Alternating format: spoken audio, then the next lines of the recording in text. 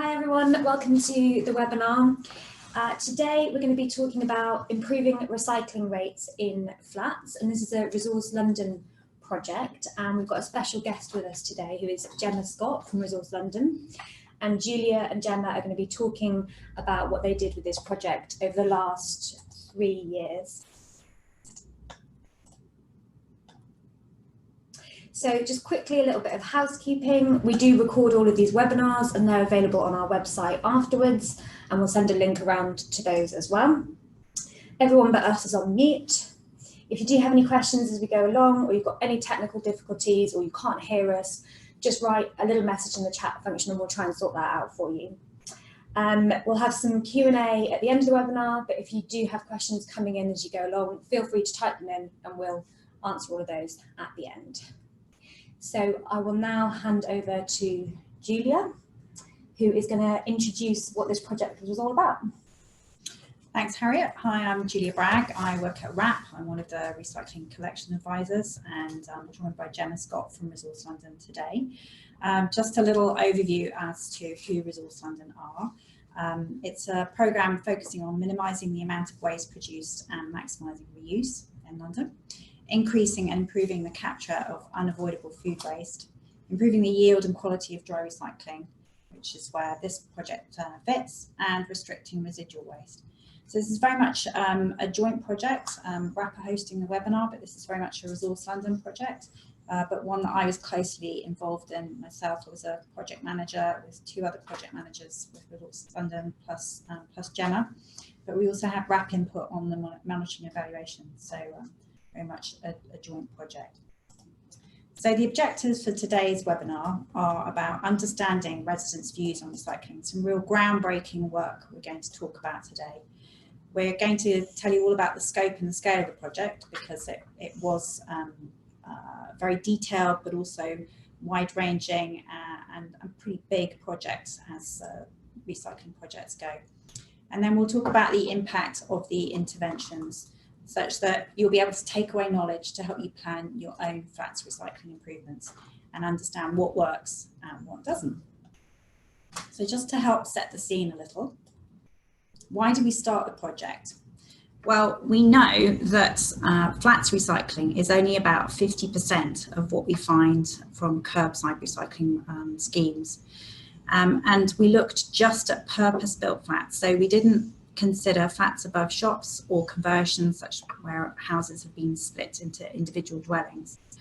We know that lots of you in local authorities have spent a large amount of money trying to increase dry recycling flats, but there's very little evidence that it was impactful, and that's key to this project, is building up evidence for other people to use.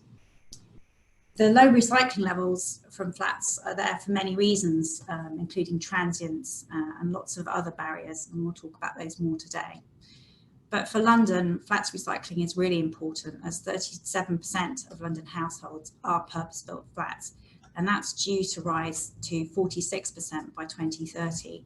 And in some London boroughs, flats account for about 80% of households, but we know in other parts of England that we've got very high levels of flats, and they're always increasing. So there's a little summary for you. And then the exam question, as what the project set out to do, was, can cost-effective and replicable improvements increase recycling from purpose-built flats? There's more information on the project. It was very much a partnership project. We can't stress that enough. We were lucky enough to work with a large housing association, the Peabody Trust, and they are the largest provider of social housing in London right now. And they've been around since the 1870s. We had 2 control estates where there were no behavioural interventions, just improvements to the infrastructure. And to make those changes to the infrastructure, we worked really, really closely with 6 London boroughs who were absolutely instrumental in making things work with us. As I mentioned before, we wanted the interventions to be replicable. So every time we thought about introducing something new, we thought about whether you guys and other local authorities could actually do these kinds of things in the future. Would they be affordable? Would they need lots of monitoring? Would they need lots of time from officers to implement? So we were really conscious of that. And as I've said, this was a really big project. and the most comprehensive project into flats recycling ever conducted. And that was particularly around how we measured the impact, how we looked at composition, and how we addressed and looked into the barriers to recycling that residents have. So here are some photos of the estates we worked. As you see, there's quite a mixture in terms of the ages of the properties. As you can see, they are all purpose-built. Most of the estates had, all of the estates had 100 flats on them. Some of them had up to 200 or 220 flats. So some of the estates were quite large. So looking at the project development now, Gemma started back on this project in August 2017, and she's still working on it now. And we really wanted to understand what the barriers to flats-based recycling were. So we conducted some desk-based research to understand what had happened in other parts of the world and in England on flats recycling. We carried out some very in-depth estate inventories of 120 different estates. And so that was so we could understand which estates we could compare with one another to be fair in our monitoring and our evaluation. And we also really wanted to understand the situational context. So what were the operational issues and what were the resident issues about flats recycling? We went through an intensive consultation and intervention development involving consultants, Peabody, our London boroughs, and other experts to try and explore and refine workable solutions. And going back to that keyword replicable, we wanted everything to work. At this point, we also started our monitoring, including a composition analysis from, and weighing from all the flats that we were working with in all the estates. And then we rolled out the interventions and the project went live. And that was last September 2018. And we started to gather our evidence on how we were addressing the barriers. And finally, we're in this phase of analysis and reporting and presenting our findings to you. So I'm going to hand over to Gemma Scott now from Resource London, who's going to take you through some of our research. Thank you very much, Julia. Yeah, hello, my name is Gemma. Just want to take you through the findings of the research that we did initially before we actually rolled anything out.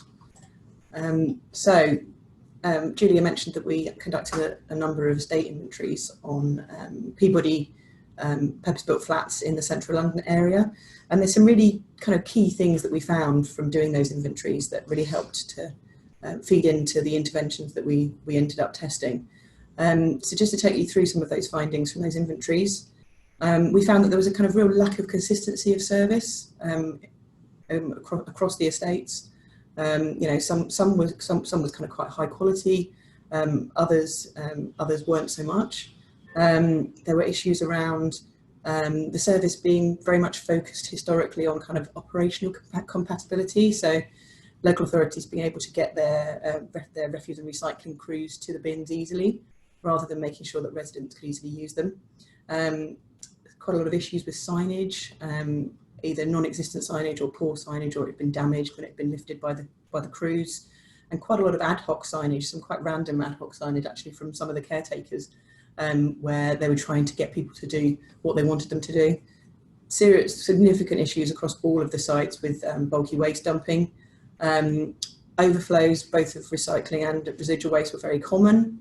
Some of the older estates themselves had actually no space for bins, recycling bins or bin stores, and some of the sites had no recycling facilities either. So the next few slides will just take you through those findings kind of in a bit more of a pictorial way, really. So this slide that's up now is just showing you one of the estates that we actually ended up working on, one of the 12 we ended up working on, showing you just how the recycling facilities weren't particularly placed well for where people were actually exiting and coming into their estate themselves. So the cursor there that Julie has on. So if you lived in the flat, which has got the blue arrow, you can see the exit, and then the recycling bins are the green triangles. You're not actually going past a recycling bin on your way in or way out. The next slide looks at, just gives you examples of kind of poor and kind of ad hoc signage. So those bins, top left-hand corner, just absolutely no signage whatsoever. The one at the bottom is quite interesting. Refuse recycling only. Who knows what really goes in that one? You can only guess, I guess. So that just gives you a kind of flavour, really, of the kind of signage that we were seeing. The next slide just shows you some issues around, well, the right-hand photo shows you issues around kind of bulky waste getting in the way of actually getting to some of the bins that you needed to get to. But also, you know, overflowing recycling bin there as well. And then on the left-hand side, where the green arrow is, the recycling bin is right at the very bottom of a very dark, dingy, poorly lit bin store as well. Next slide there is just showing you the issues that we had with kind of overflows. A lot of the sites, in fact, I can't think of one that didn't have issues with overflows. Just that didn't have enough collections in place, and so people really, once the bins were full, were just dumping bin bags around the bins in the bin stores. Next one's just showing you issues with bulky waste, and I'm sure all of you listening will you know, appreciate that we have, you know, a lot of you will have issues with bulky waste. And then the last one, we found there was a real mix of kind of recycling capacity across the estates that we looked at. Some having kind of what we would class maybe as overcapacity, and some massive undercapacity. And it's maybe interesting actually for you guys to have a think, looking at the images in front of you. So these three 1280 litre bins served one estate. So maybe on the chat function you could think how many flats these bins might have served. They were emptied weekly. So if you think it's 75 flats, then it's A. B would be 100 flats, and C would be 125 flats. If you're interested in thinking about that, the answer to that is actually 125. So it had you know, a real lack of recycling capacity. So just moving on now. So we've just covered the inventories off in terms of the work that we did before we really started the rolling out interventions. So we did a most comprehensive monitoring of flats waste ever conducted in the UK. So we did 17 weeks worth of bin weighing of every single bin on all 12 estates, which basically classed as 8 weeks before, 8 weeks afterwards, and then a kind of 1 week interim, you know, in the middle of the project. And that also included 3 weeks of full waste composition analysis. So again, one before, one during, and one after. And it's quite staggering actually when you look at the actual number of days of field work that were conducted over the course of the project, just to get the weighing and the waste composition analysis data. So nearly 1,000 person days, 7,000 individual bin weights recorded over those 17 weeks, and waste analysis carried out of 54 tonnes of waste and recycling. So, like I said, most comprehensive ever conducted in England. And this slide's just showing you kind of before we started the project, just how poor things were really. So average recycling rates of just shy of 11%, and then really significant contamination, which I'm sure a lot of you will be finding in your flats as well. But you know, nearly a third of everything that was going in the recycling bin shouldn't have been in there basically, which is quite terrifying. The next slide just shows you the kind of capture rates for the different materials before the project rolled anything out. So, I mean, you're looking at under 50% for kind of paper, glass, or for everything basically. But paper and glass being some of the higher capture rates with card, and then the lower ones being the kind of pot, tubs and trays, the plastic bottles and the cans, which overall led to a capture rate of 38%. So pretty poor given the material that we've got out there to go about capturing. Next, I wanted to move on to the ethnographic research that we conducted. Now, you're probably all sitting there in your meeting rooms, or if you're working from home, in your homes, wondering what on earth ethnographic research is, because it's exactly what I thought when we started the project. And I'm sure it's the same for you, Julia, as well. Yes, absolutely. But if you ignore the word ethnographic, basically it's what it means is an in-depth study of people in their own environments. So, and it's actually the very first time this type of research has been done in England with people living in purpose-built flats. So really groundbreaking, really groundbreaking. And the reason that we chose this type of research, rather than just having a focus group or asking people some questions, is that we really wanted to kind of get under the skin of what the barriers were and the reasons were as to why people weren't recycling more than we were finding in those in the data that I just presented to you. So, and understanding what their actual behaviours are. You'll all be aware of the RAP tracker and the tracker that's the London tracker that weights the national tracker. But basically, people massively over-report their recycling behaviour. So we needed to. The whole point of this piece of research was to get their actual behaviour. So when the participants started with this research, they weren't actually told it was about recycling. They were told it was about lifestyle and household chores, and then we were looking for kind of them spontaneously talking about recycling until much later on in the research itself, to actually get a true reflection of what was going on. We've just had a question come in, Gemma, which might be worth clarifying. Someone's asking who did the research and who designed it. Yeah, so we tendered the research out to a specialist consultancy who obviously experts in the field. To an organisation called Revealing Reality, based in South London, and we worked with them as well as our own in-house monitoring and evaluation advisor to really come up with the methodology and develop the research. No problem. It's worth saying that the respondents all lived in purpose-built flats, including social housing, private rental, owner-occupied. We wanted to really understand it from a whole range of different people, a whole range of backgrounds and household setups as well. So families, people living alone, shared houses, all that kind of stuff, just to make sure we really understood it from every point of view. And the research started with respondents making a diary, telling us about what they disliked and liked about their estates and their day-to-day experiences of household chores. And then later it was followed by a very, very in-depth, couple of hour interview in their actual home. And then we actually put some cameras, with people's permission, of course, in people's kitchens for over a period of a few weeks, just to see what their actual behaviour was like, which, as you can imagine, yielded some really interesting results. And we'll come on to a video in a second, actually. So next slide, just kind of explaining that we did the in-home interviews to really explore what people's attitudes were. So talking about the video, if you could fire that up. Yeah, bear with me 1 second. I just need to go into another sharing mode. This video just explains the methodology behind the ethnographic research and the findings.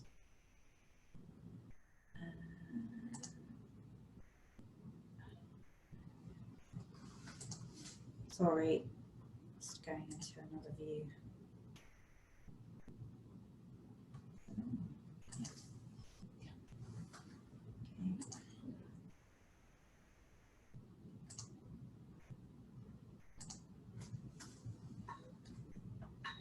Just bear with us a second, just sharing it with you.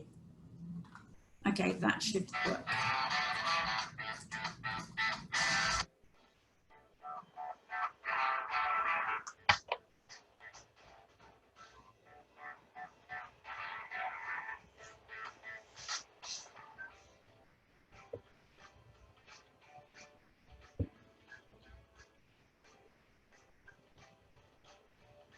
We have no space at all in my kitchen for recycling. If I was to get a recycling bin, I don't know where it would go. Our journey from the kitchen to the bins can sometimes be slightly tricky, but that's what you have two grown-up children for, to help with. It makes you not want to touch them. The bins are dirty and not kept clean. As much as it's a place for recycling, it's also a place where people want to go to the toilet. I don't know if it belongs there, but it is there. I hope it gets recycled. That's not it.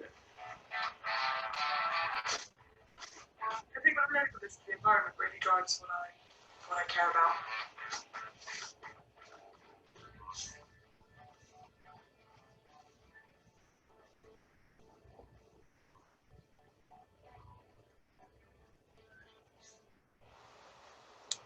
Hopefully you found that video quite insightful into exactly how we conducted the research.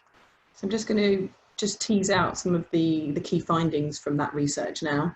ASVC started what we've done now. So when you move from one office to another, there's a lot of friction in that little gap in between. And Just bear with us 1 second.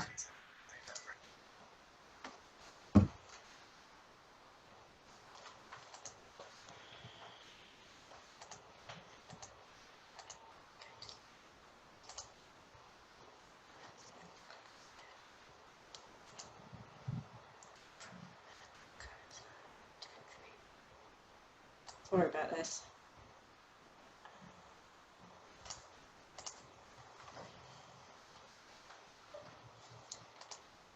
Okay, great. Thank you very much. Thank you Sorry very about much. that. So yes, these are some of the findings really. So they kind of fell into 3 categories really for people. So ease of recycling, knowledge of recycling, and then motivation to recycle as well. So the first slide here is all around limited space leading to improvisations in where and how people store their recycling. I think we all, so I'm sure lots of you who are listening have lived in flats. I know I had myself for several years living in London. I think we all know that, that kitchen spaces are small, but I think we were just really surprised to see just how small some of these spaces were. So when we're asking people to have, an additional bin in their kitchen for recycling, it's actually really quite tricky for some of these people. So, I think we found that space within flats was limited, and that many people were using windowsills. So, for example, the photo there on the right-hand side is a lady called Emile who was, storing a lot of her food, her dry food, on the windowsill itself, and as kind of overflow spaces really for household items. People commonly were telling us that lack of space was a reason for not having a recycling bin. Although, the default bin was obviously, the residual bin. Everyone had a residual bin, unsurprisingly.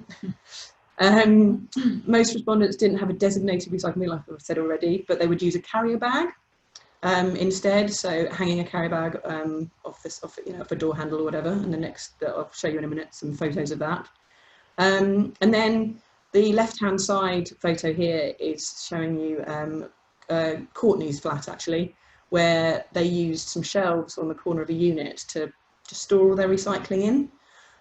But very often people were telling us that recycling left on display like that wasn't felt something that they were proud of.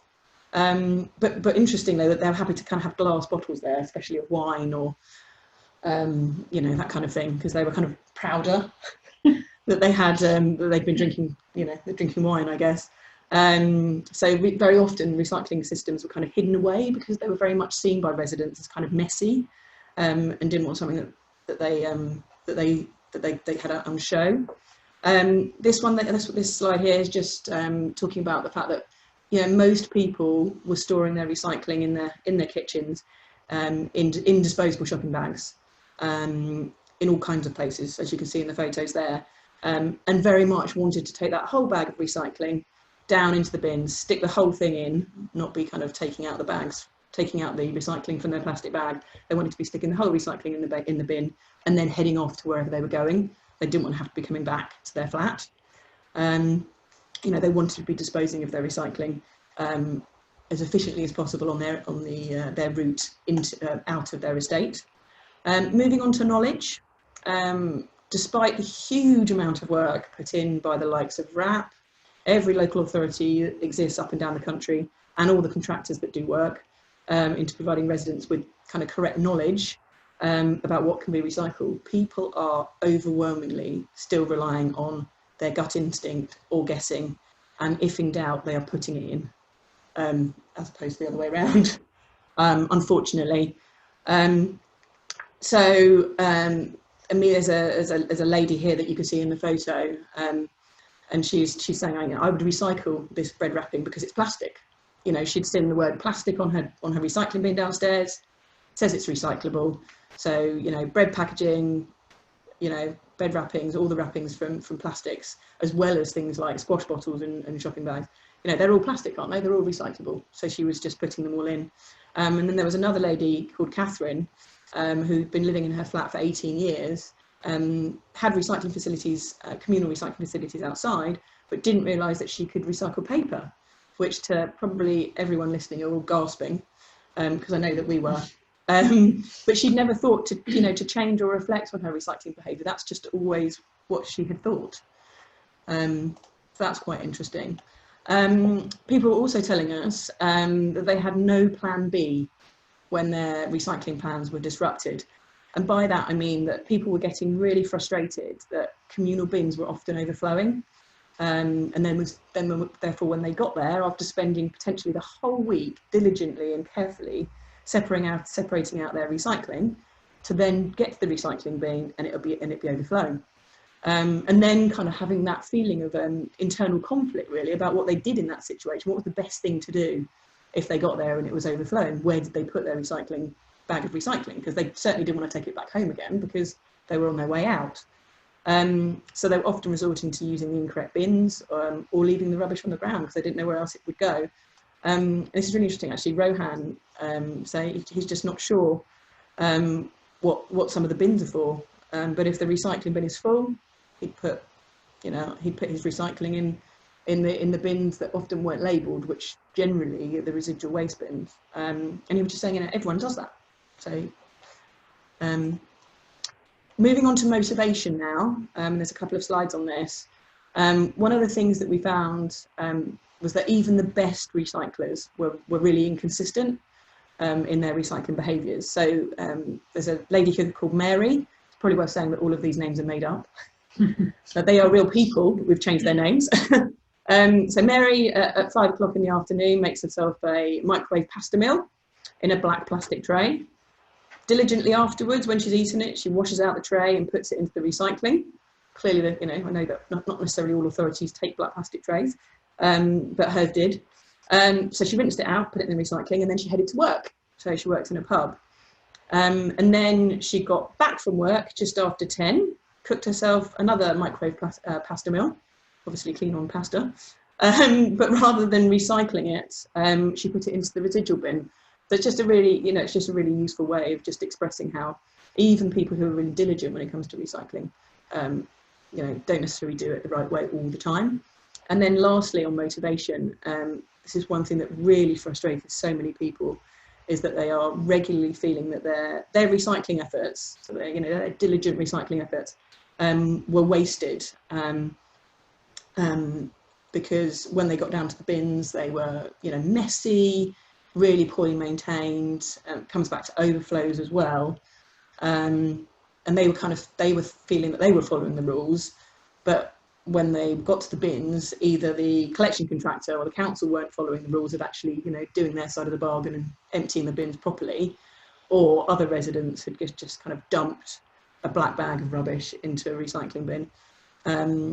Yeah, and they found that it was, you know, therefore it was really hard for them to maintain confidence in the local recycling system when they saw it was broken by others, really. And there's Holly, picture of Holly there, and the bin that she found when she turned up to put her recycling in it. You know, they're always full. I just have to add it to the pile. So just kind of summing up where we got to really from that ethnographic piece of work.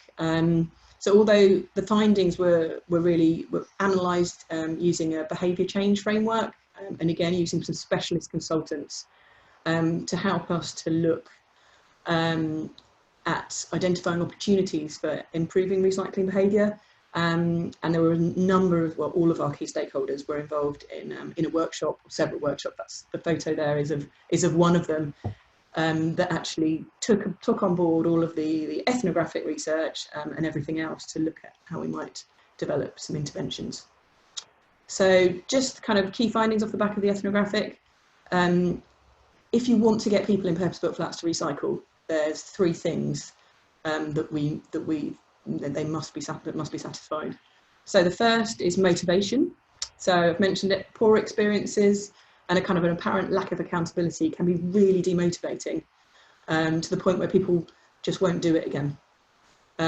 Secondly, they need to have the correct knowledge. Lack of easy access to information really undermines confidence and just leaves people guessing. And then looking at ease, services need to be as easy as possible for people to use in their existing routines, because, you know, people inherently are lazy. We all are as human beings, so we need to make it easy. And so out of all of this, we developed what we are calling, and Julie will talk through in a minute, a flats recycling package, and then 5 behavioural interventions, which were designed around those principles of motivation, ease and knowledge.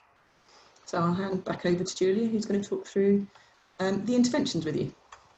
Thanks, Gemma. So here we're going to talk about the flats recycling package, which addresses some of those issues around knowledge, ease and motivation. And key to that were clean and well-maintained bins and bin areas. You've seen some of the horror pictures, so that's what we set out to address. We wanted adequate collection. So you remember we showed you the picture of the 3 bins, the 128 litre bins. And that was on an estate where we worked out that residents only had about 30 litres of recycling capacity a week. So we set out to provide more recycling capacity. And sometimes we had to do that by providing more collections, but we wanted bins to be present and visible as well. We got some really smart new bins on all the estates we worked on, because we were lucky enough to have some funding set aside to do that. We spent quite a lot of time thinking about apertures and lockable lids. In fact, we spent really quite a lot of time thinking about that. And in the end, we went for reverse locked lids. So basically it means that any signage on the bin is protected and not bound against the side of the vehicle. And people can't open the lid of the bin to put in big bags or bulky waste, things like that. But the apertures were deep enough and wide enough to allow carrier bag sized plastic bags of recycling. We wanted to include the 6 main recyclable materials on every site, just because we know that's what people generate the most. And we also wanted every single estate to be able to accept plastic carry bags, because our composition analysis showed that people were using them, and all our ethnographic studies showed that people were using carry bags. So we worked with the MRVs to make sure that that was acceptable. We've talked a lot about messaging and signage. So not only did we have very clear signage on the bins, we wanted signage around them and above them as appropriate, depending on the setting. And the bins were conveniently located for residents, so near exits, near entrances, on the way to the tube or the shops, as far as possible. Obviously, where we had existing bin stores, they had to be used, but we really did think about the location of any new bins. And then we sent out a recycling leaflet that we designed as part of the project, and that was delivered at the start of the rollout of the project. We also developed some posters with recycling messages on, and those were displayed in central locations in each block. We also told people what to do with their bulky waste, because we'd just seen how much was out there. So just a quick recap on what we were dealing with before. So there's our before. And then this is the after. So you can see some really clean, bright green bins there with matching signage. Importantly, some signage on the residual bins, on the bins themselves and above. So some really clear branding there. And also to make it very helpful for crews returning the bins after emptying them, we had recycling and rubbish sprayed on the floor in appropriate locations in some of our bin stores, just so that the wrong bin wasn't put under a sign. Before we move on, Julia, I just had a couple of questions about what the recycling actually included. As a couple of people have asked if it included food waste or we're just talking about dry. Okay, so for this project, we just focused on dry recycling just because the scope and scale of the project was large enough. Some of the estates we worked on do offer food waste recycling, so any signage was bespoke to that. So you can see in the bottom right hand corner there, there's a picture of a bin with a black sticker on saying rubbish only, and it says no recycling in this bin. If there was an estate with a food waste collection, that would say no recycling or food waste on this bin, and the leaflets and posters were branded accordingly as well. So yeah, I appreciate that for a lot of you thinking about food waste, it's important at the moment, and so we did take it into account, but we didn't promote it. So some more images of some of the flats recycling package. On the left, we've got images of the posters we used on the notice boards. And these were two-sided actually, so we could flip them over very easily and just refresh the look in the notice boards on a monthly basis more easily. And there's an image on the right of the leaflets that we sent out to residents. And then we now have on the Resource London website a communications toolkit, which you can go to look at some helpful hints and tips, and also download template materials for signs, leaflets, stickers, things like that. So I'd encourage you to have a look.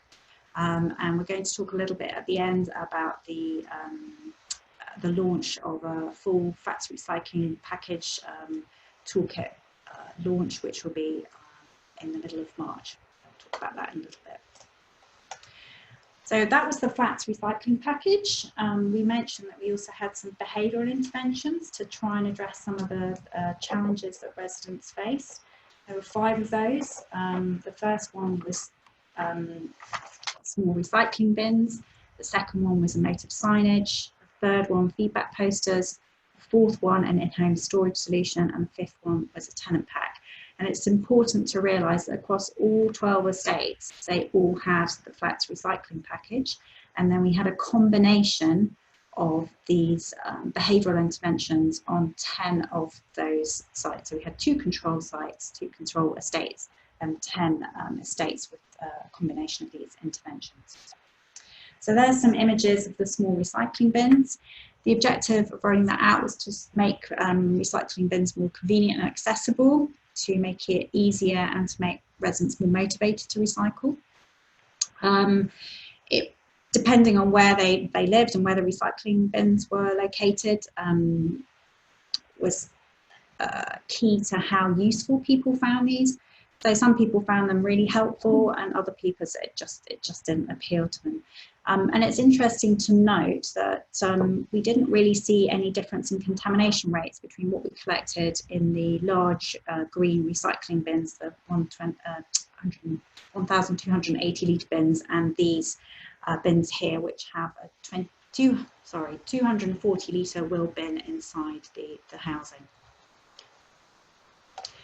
So we also installed emotive signage with images of young families to try and make people feel more responsible or accountable for their own recycling, and to challenge them to think next time they dispose of something, to think whether they could have recycled things. So we had these images next to the residual bins and next to the rubbish chutes, and you see there's some quite powerful images there. Our findings were that people didn't really attribute any changes in their recycling practices to the emotive signage. They felt that the recycling flats package was probably more powerful.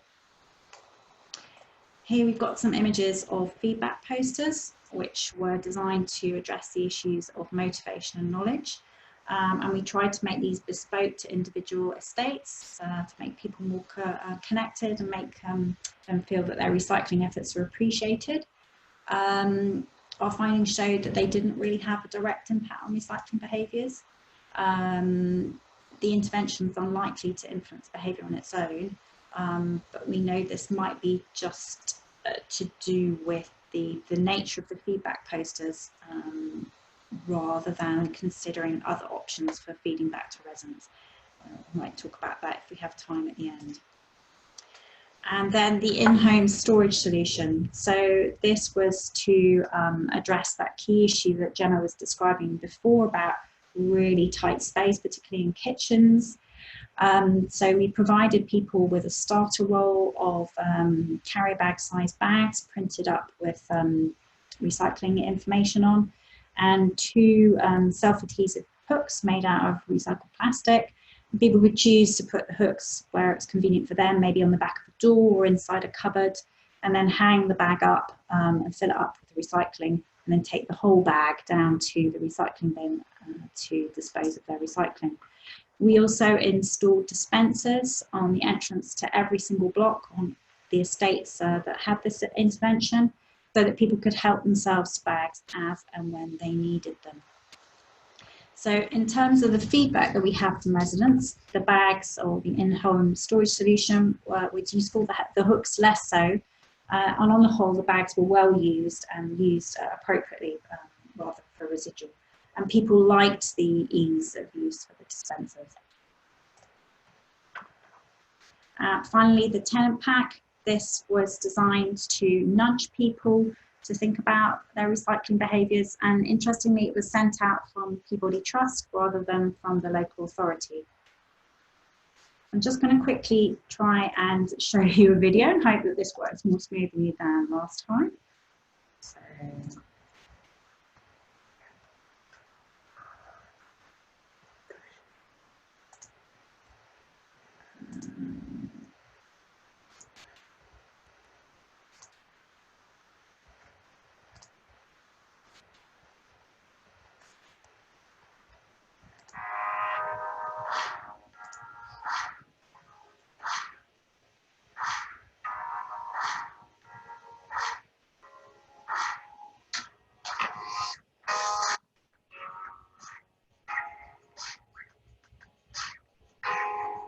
don't see many leaflets.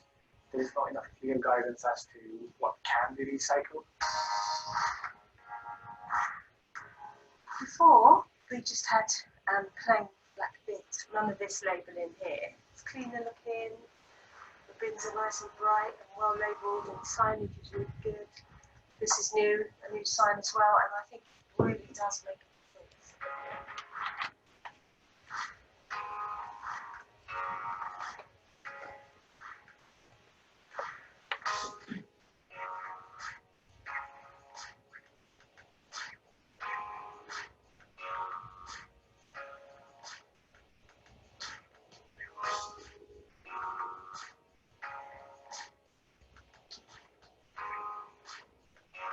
Right, I have a paper bag which I use as a recycling. That's because I have lack of space here. We always have, you know, a bag hanging on the side.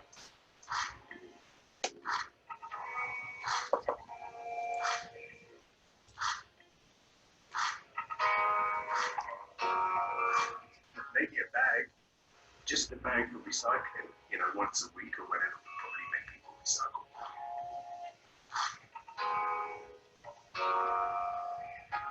There needs to be recycling bins in some of the whole block of flats, so it is generally a good idea to do it just after they've taken out the recycling.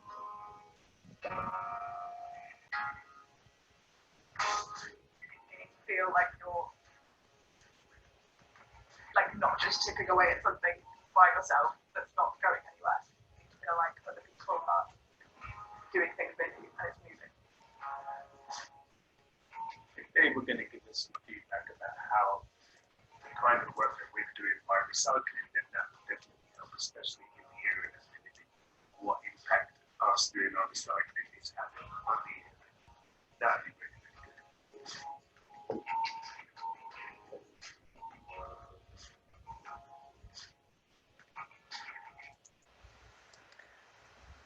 Great, so hopefully you found that useful in terms of understanding a bit more about what we did in terms of the interventions in the flats recycling package.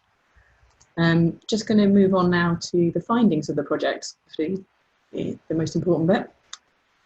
Did it all work? oh no, not again. Just bear with us 2 seconds while we just bring those up. I can't actually get that there. Right. Zoom.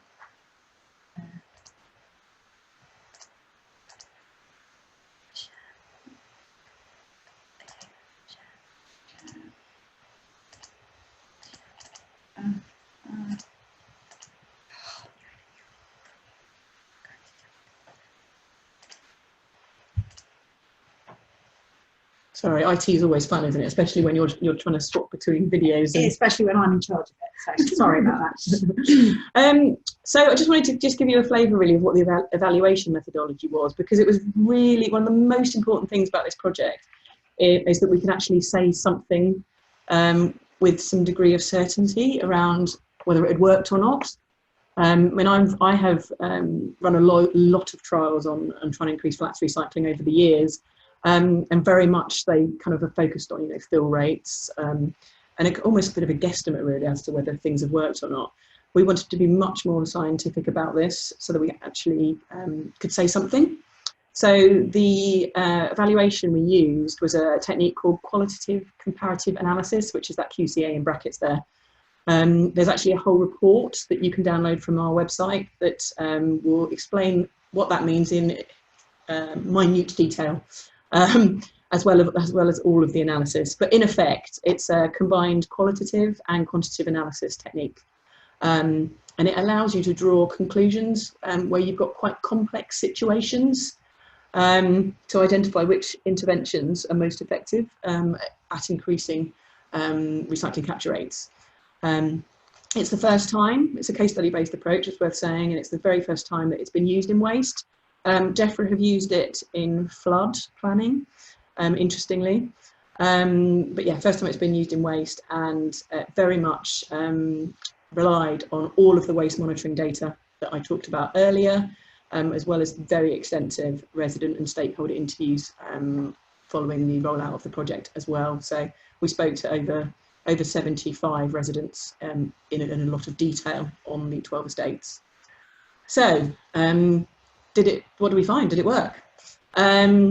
So key findings were that there was a 26% increase in the overall recycling rate.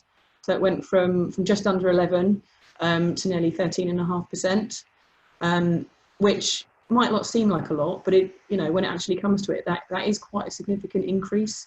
It's still low, but when we look in a minute as to the actual recycling rates that are achievable, it won't seem quite so bad. There was a 22% increase in overall capture rates, so it had a big impact on that. So from 38% to just under 50%. All materials increased, but especially on glass and plastics, and I'll show you a slide on exactly how they all changed in a minute. And then a 24% decrease in the overall contamination rate, so from 31 to 23%. So although still high, quite a significant drop there. And from speaking to the residents, so that those interviews that I talked about just now, the project really engaged some residents to recycle for the very first time, and got some residents recycling more consistently as well. So I mentioned before about the capture rates. This is just giving you an idea of how each of the materials changed. So we had substantial increases in glass, for example, so a whole 16% increase in capture rates for that. Big increases in plastic bottles, pots, tubs and trays, and metals, tins and cans. So some really good stuff there. One of the other key findings, which I obviously talked about earlier, but I think it is a really important key finding, is that there is a significantly wide variability in the existing recycling facilities that are out there. I think if we all in the cold light of day went to a lot of our estates now, I was a local authority officer in London for many years. If you went out there and actually visited your estates, I think with an objective hat on, I think you would see that a lot of those services just aren't really up to the kind of standards that residents want them to be. And then moving on, so when it came to the analysis itself, the flats recycling package, which Julia talked through, and you can see photos on the screen now, was absolutely key to all those performance improvements. that I showed on a couple of slides back. So improving the kind of visual quality and usability of bins is critical, and it was the single most important thing that led to the increases in capture rates that we saw, which is you know, a really significant finding from this piece of work. Next one there is all around what actually are the maximum recycling rates that we could get from these estates. Now, obviously, this is 12 estates. We're not necessarily saying that they're totally representative of every purpose-built flat that exists in London, but again, it's the best information that we have on estates in England. So you can see there the split between all the materials, but I mean, ultimately, maximum dry recycling rate is 32%. So that just at that 13.5% doesn't look too bad. Yeah. Once you realise that the actual maximum you can get, if everybody recycled everything that they currently accept at the communal facilities all of the time, isn't actually as bad as it maybe looked. Mm. And if you add food into that, it's 60%. But I think, given that the Mayor of London has ambitious 50% targets for local authority collected waste by 2025, as well as the national targets as well, I think you can see that getting to those figures is going to be very, very challenging with current resources and existing legislation. I'm just going to just quickly go through these because we're running out of time, and obviously we want to give you opportunity to ask questions. But there are other slides there in terms of what the rest of the waste stream is made up of there. So there's 3 key materials that weren't accepted for recycling on those estates, but there's a lot of them. So, you know, nearly 5% of the overall composition is textiles, for example. So textile banks on estates is something, or promotion of charity shops is really important, could be really important. There's the food waste there, and again, I'm just going to skirt over that. And then the last one, which is a third of the entire bin, is just totally not recyclable currently, and that's showing you that a lot of that material is things like nappies, non-recyclable paper, plastic films, and none of those are kind of likely to be recyclable anytime soon. Obviously, the composition could change once we get things like DRS and EPR coming into play as well. So quickly on the next slide. There was very little evidence, actually, statistical analysis evidence that the behavioural interventions had an impact, and that was mostly because the flats recycling package had such a huge impact that it almost kind of dwarfed any impact that those behavioural interventions had. That said, as Julia mentioned, the in-home solution bags with the dispensers were exceedingly popular with residents and self-reporting their recycling behaviour. As well as the smaller bins as well. We've still got widespread contamination. So again, still 26%. So people are still very confused about recycling. And the last key finding there is that we found those estates that had younger people living on them and that were predominantly being rented. The flats were predominantly being rented. Had lower performance in terms of recycling, which is something that actually the RAP tracker does bear out on as well. And again, I'll talk a little bit more about that in a second. But in a nutshell, the recommendations from the whole piece of work really is that we would recommend that the flats recycling package is rolled out across all purpose-built flats in every area. But I think a key thing to talk about here is that it's got to be a partnership approach between the housing providers, whoever they may be, whether they're private sector, whether they're social housing, whoever, and the service provider, so local authorities and the collection contractors. Without that partnership, it's going to be exceedingly hard to put that recycling package in place, but most importantly, to maintain it over time. Bins always look really shiny and nice, and stickers always look really shiny and nice when you first roll them out. But this is about keeping things clean and looking nice and fresh going forwards. So last slide here on further work that we're going to be doing at Resource London. So Toolkit, which Julia mentioned, is for rolling out that flats recycling package, is coming in March. And the next webinar will be talking you all through that. So hopefully you better join us. I'll be spending a lot of time raising awareness of the report, especially the flats recycling package, focusing very much on presentations to housing associations, because they are such a key partner and historically haven't paid much, not all of them, but very often haven't paid much of a part in the waste and recycling on estates. We're looking at a waste composition protocol for flats, so that when people go out to tender for waste composition analysis, it is all done on the same basis, so that we can gain much better data that we can use to plan for services going forward. We are looking at food waste. Obviously it accounts for 1/3 of the bin, understanding how to best roll that out and maintain the performance. Understanding that the whole recycling behaviour around 18 to 35-year-olds and how we can tackle that to get them to recycle more. And I think one of the key things that we didn't manage to tackle with this project was motivation. We kind of got the ease, we made it easier, we provided people with knowledge, but I think we're still not there in terms of how we motivate people to recycle more. And we've actually got a tender out currently on how we might look at that and then roll that out in the future. I'm going to hand back over to Harriet now. Thanks, Gemma. That was really interesting, and yeah, really great to hear more about the project in detail. We are sort of running out of time, but we've had a lot of questions that come in, which is great. So just give us 2 seconds to scan back through, and we'll try and answer as many of those as we can now.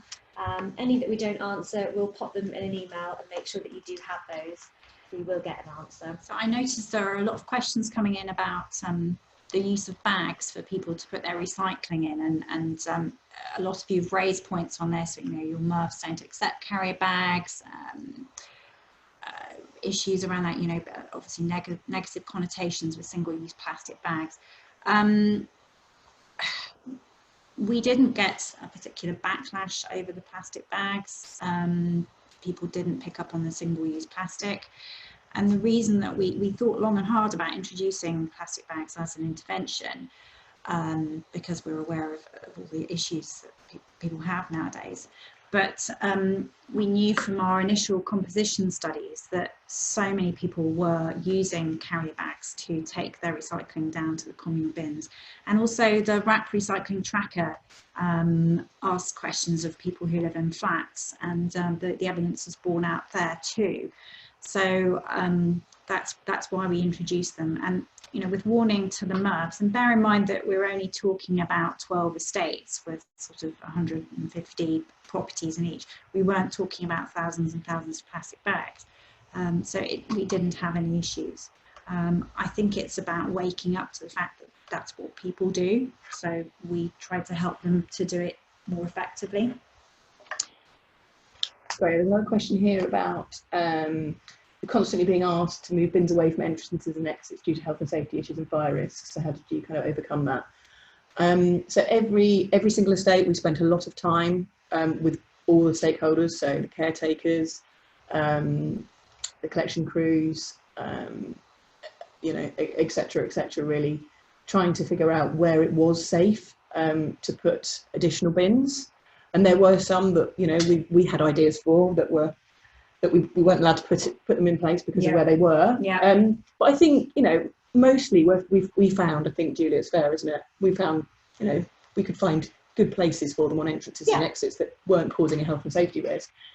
It's also probably worth saying as well, in terms of health and safety, one of the key issues that we had with fire safety risks is that we wanted to put the dispensers for the bags that we gave out in the actual blocks themselves, so in the entrance halls to the blocks, next to the notice boards, really to keep them clean from, you know, the rain, etc., etc.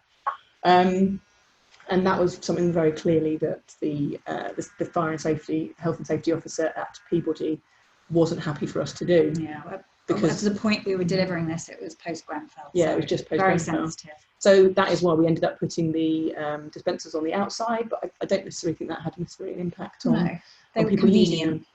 them. Yeah. So lots of questions still coming in on bags, but we can address individual ones. And in fact, a really nice one, someone saying, please tell me where I can get these from. So yeah, we'll be in touch. We had a question from someone asking whether the increase in recycling rate was consistent across all estates, and you know, being frank, no, it wasn't. But bear in mind that all these estates came from a different starting point in terms of what had been provided before, how involved the caretaker was. So we found on some of the estates that the caretaker was doing quite a lot to make sure that recycling went into the right container. So we tried to level all those things out by having this consistent flats recycling package. So any uplift is obviously going to be variable depending on where they started from. Yeah, and it's worth saying that those that had a poorer standard or quality of service beforehand saw bigger jumps in recycling rates, which I guess is common sense. Yeah. In that sense. So another question about where all the properties rented, as they're owned by Peabody. So Peabody is an amalgamation of a few housing associations that come together. So some of the dwellings were actually owner occupied and privately rented because of the nature of difference in the estates. So yeah. So I'm going to have to stop you both there. I know we've got a lot of questions coming in, but we have reached 1 o'clock. So just wanted to say a massive thank you to Gemma for coming in and talking us through the project, and to Julia as well for presenting. We're just going to flick onto the next webinar, which Gemma's going to come back in and talk to us about how you could actually roll this out in your local area. So do join us for that if you can. It's on the 18th of March in a few weeks' time. And if we just click onto the next slide, you've got our contact details there as well if you've got any questions that you want to follow up on. So just to finalise and say a big thank you again to both Gemma and Julia. We look forward to seeing you soon. Thank you. Thanks. Goodbye. Bye.